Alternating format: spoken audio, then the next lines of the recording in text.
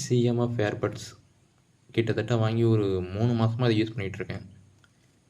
நான் வாங்கும்போது விலை 1500 வாங்கினேன். இப்போ 1700 1800 விற்கிது. எப்போதுமே அவன் அந்த ரேஞ்சில் தான் விற்றுட்ருக்குறான். 1700 1800 தான்.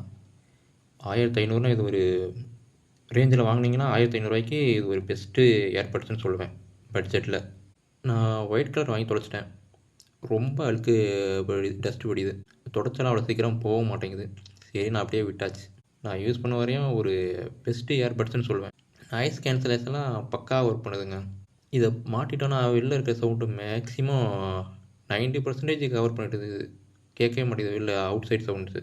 இது எக்ஸ்பிரஸ் போகும்போது அந்த சவுண்டு லைட்டாக நம்ம காதில் வரும். அந்த எக்ஸ்பிரஸ் வர சவுண்டோட ப்ரெஷர் நம்ம காதில் தெரியுது. ஆனால் சவுண்டு உள்ளே போகல. எந்த ஒரு இதுவுமே இல்லாமல் நல்லா பாட்டு கேட்கலாம். பேஸும் நல்லா இருந்துச்சு. சார்ஜஸ் அந்த கேஸில் போட்டு ஒரு 4 தடவை சார்ஜ் பண்ணலாம். ஒரு தடவை சார்ஜ் பண்ணிட்டீங்கன்னா கிட்டத்தட்ட ஒரு 6 மணி நேரம் நீங்கள் கன்டினியூஸாக பாட்டு கேட்க முடியும் இதில்.